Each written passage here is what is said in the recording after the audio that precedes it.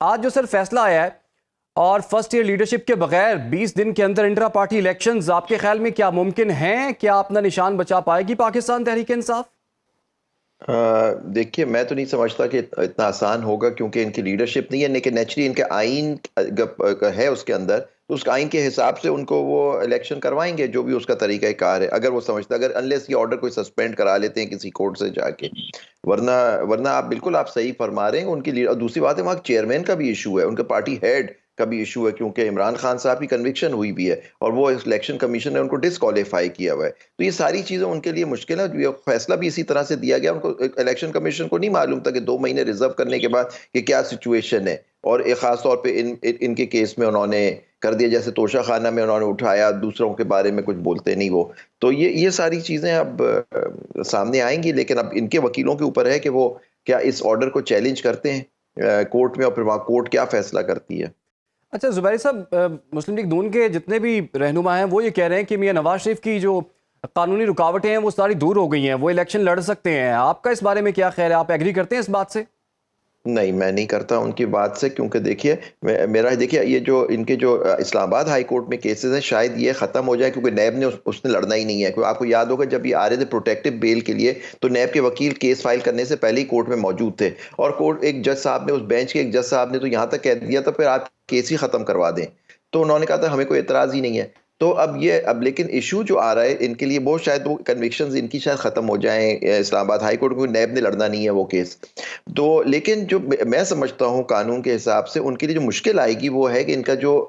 فیصلہ supreme court میں آیا ہوا جہاں سے نااہلی ان کی تاحیات نااہلی ہوئی بھی ہے، جبکہ کسی پولیٹیشین کی نہیں ہونی چاہیے، لیکن اس وقت فیصلہ کیونکہ دیکھیں 62(1)(f) 18ویں ترمیم سے اس کو امینڈ کیا گیا تھا، اس میں ترمیم کی گئی تھی، اس میں کہا تھا کہ کوئی نیگیٹو ڈیکلریشن کورٹ سے نہ آئے، ان کے کیس میں ایک نیگیٹو ڈیکلریشن کورٹ سے آیا ہوا ہے کہ یہ نااہل ہے، اور کورٹ نے حکم کیا کہ 62(1)(f) کی انٹرپریٹیشن کورٹ نے تشریح یہ کی کہ جو اس کے اندر جس کی نااہلی ہوتی ہے وہ تاحیات ہوتی ہے، تو یہ کورٹ کا فیصلہ ان کے کیس میں پرٹیکولرلی نواز شریف صاحب کے لیے آیا ہوا ہے، جیسے جہانگیر ترین صاحب۔ اب انہوں نے کیا کیا، ان کی حکومت تھی، انہوں نے آرٹیکل 232 امینڈ کیا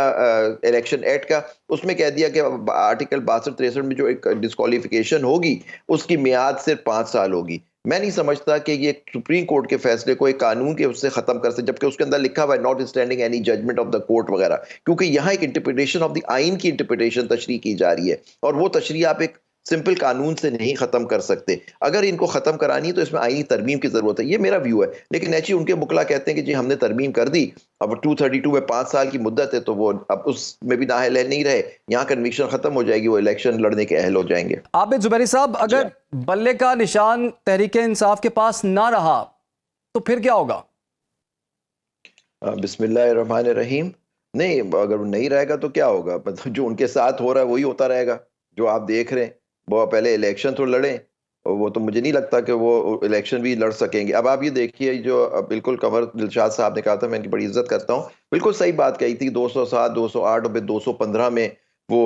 واپس لے سکتے ہیں جو سمبل ہے بلے کا جو ان کا، اگر یہ الیکشن نہیں کراتے، لیکن اور پارٹیز میں بھی الیکشنز ہوئے ہیں اس طرح سے، ان کے اوپر پروسیڈنگز ہوئی ہیں، یہ بس دیکھنا چاہ رہا تھا میں بھی کہ مجھے ان کے بارے میں نہیں سنا کہ کیا ساری پارٹیز نے اپنے آئین کے مطابق، کیونکہ آئین ان کا پارٹی کا منشور ہوتا ہے، آئین و منشور جس کے تحت الیکشن کرانے ہوتے ہیں۔ اب میں نے آرڈر نہیں دیکھا، اور آپ دیکھیں دوسری بات، جو ان کا آرڈر اگر یہ اتنا سمپل معاملہ تھا اور انہوں نے آئین کی خلاف ورزی تھی، یہ مجھے بتایا گیا کہ ستمبر میں یہ اس کو فیصلے کو محفوظ کیا تھا، آج 2 مہینے کے بعد